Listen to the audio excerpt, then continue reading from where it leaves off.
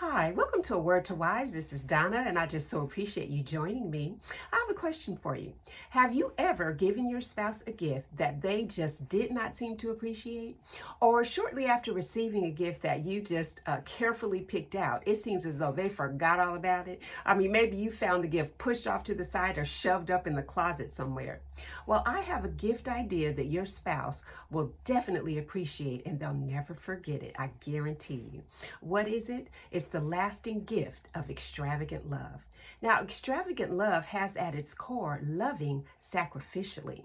One of the definitions of the word extravagant is going beyond what is deserved or justifiable. So it's choosing to love your spouse above and beyond whether you feel like they deserve it or not. See, that's loving like God loves us.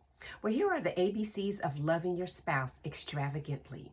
A, begin with an attitude of humility. You know, a humble attitude in marriage can be an absolute game changer because humility's eyes are not on self, but on others. See, it's choosing to let go of that natural tendency that we all have to be selfish and self-centered. A humble attitude says to your spouse, you know, I realize that this marriage is not all about me. And so I don't always have to be right, and I don't always have to have my way. It says, you know what? I can choose to sacrifice for you. I can choose to defer to you and not feel as though that's going to diminish me in any way. See, pride and arrogance says, if there's a choice between you and me, I'm going to choose me every time. But humility says, if there's a choice between you and me, I'm going to choose you. Well, the letter B is be patient. You know, when your spouse makes a mistake, just blows it royally, or if they say or do something that just really pushes your buttons, determine in your heart that you're going to respond with patience and tolerance. You know, if it seems as though your spouse doesn't listen to you, or you feel like they're not meeting your needs, instead of becoming angry and resentful, seek to be understanding. You know, I like this quote. It's by Dave Willis, and it says, love is patient. So be patient with your spouse. Your patience is one of the most practical ways that you can display your love. So if you say you love your spouse, you need to put it on display. You need to show it. And we can do that by being patient. And that brings us to the letter C. And that is cultivate kindness. So think, what are some acts of kindness that I can show to my spouse? And you know, it doesn't have to be some grand gestures. You know, it might be deciding that I'm going to speak to my spouse with gentleness instead of harshness. It might be, you know, I'm going to fix him a plate. It might be, I'm going to create a peaceful atmosphere in the home. You know, some acts of kindness can include thinking of him, considering him, being aware of and responding to things that he likes, things that he doesn't like, and to his needs.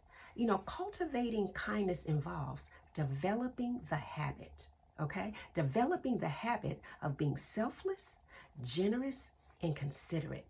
Kindness is having the ability to speak with love, listen with patience, and act with compassion.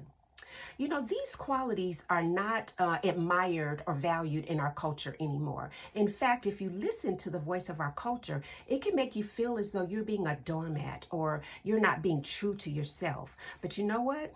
God places a very high value on these qualities, and God's ways are always going to collide with our culture's way of thinking. You see, from God's perspective, choosing to love sacrificially and extravagantly will never go out of style. I want you to listen to this real example of extravagant love. Now, you may not be familiar with the name Robertson McQuilkin, but he gave a very touching speech back in 1990 when he resigned his position as the president of Columbia Bible College. And the reason he resigned was to take care of his wife Muriel, who had Alzheimer's. And in his speech, he said that she was only happy when he was with her, and so he needed to be with her all the time to take care of her.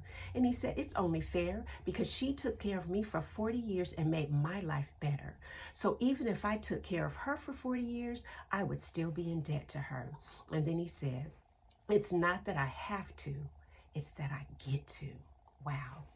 You know, he could have put his wife in an institution and just continued his career, but instead he sacrificed and he considered it a privilege to take care of his wife. And I think that is an amazing example of extravagant love.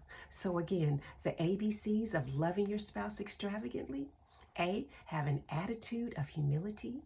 B, be patient. And then C, cultivate kindness. So from this day forward, remember to give your spouse the lasting gift of loving extravagantly. Well, thank you so much again for joining me. I would love it if you give me a thumbs up if you like this content, and please feel free to leave a comment or share or subscribe.